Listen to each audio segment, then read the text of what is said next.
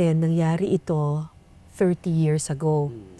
Natatandaan ko, after 1996, 10 years later, ginawa pa namin yung documentary na Case Unclosed. Ito ang ozone disco.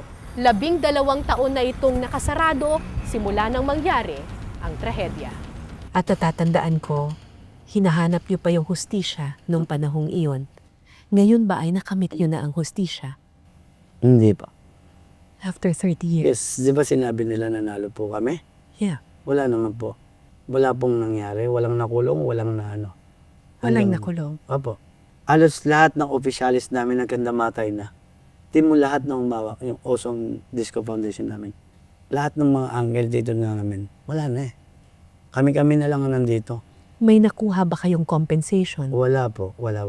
Ay, yung sinasabi nila na parang insurance nung araw pa. Yun lang yun eh. The rest, wala na. Imagine that, ako almost 500,000 ang ginastos. Is bibigay mo sa akin 13,000 pesos. 13,000 pesos lang ang Yes. nakuha mo? Look, that time, wala na lang magawa ang mga magulang ko. Halos Yes. sunog yung buong katawan mo. What if si Renen Galang pa, 1.5 yata o 2 million ang nagastos. Ang nila. nagastos?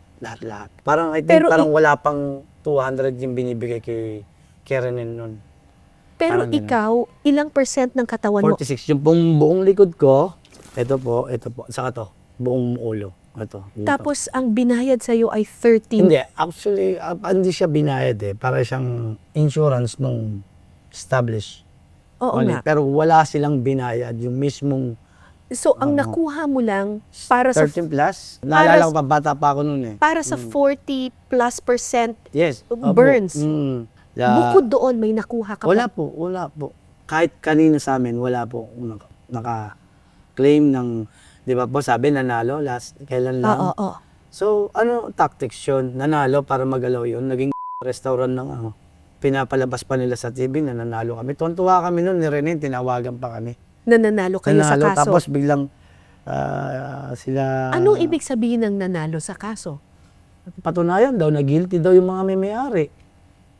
Pero Ganun di ba kasimple. dapat may danyos yun? Yes, yung daños perjuicios na sinasabi namin, yun yung, syempre, kahit sino naman siguro naman na disgrasya ng ganito, gagastos ang pamilya mo. Di ba?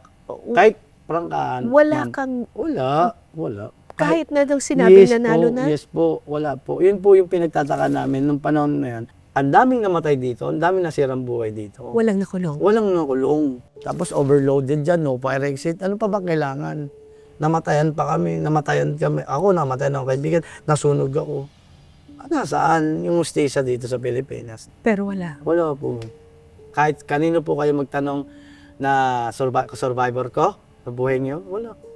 Meron dyan, na-depress. Nakaramihan po kasi yung unang naging sakit eh. Yung hindi mo matanggap yung nangyari sa'yo, na pumunta ka lang para maging maayos yung, di ba, yung celebration for graduation. So tapos na, case closed na. Yun po. Hindi ko po alam. Lalo na nagalaw na yung site, wala na ako. Puro pictures na lang ipapakita. Sana nirespeto na lang eh. Kaya ginawa na lang na museo eh. Baka natanggap pa namin eh. Di ba? Yung kaming mga survivor para sa amin. Kasi meron kaming GC, meron kami. Yun ang napapag-usapan namin doon. Ano ang nagpapalakas ng loob sa'yo? Alam ko, mabigat sa kalooban, may galit pa rin sa iyong puso. Kanina po, nung kalim po ako doon, sumilip po ako sa site.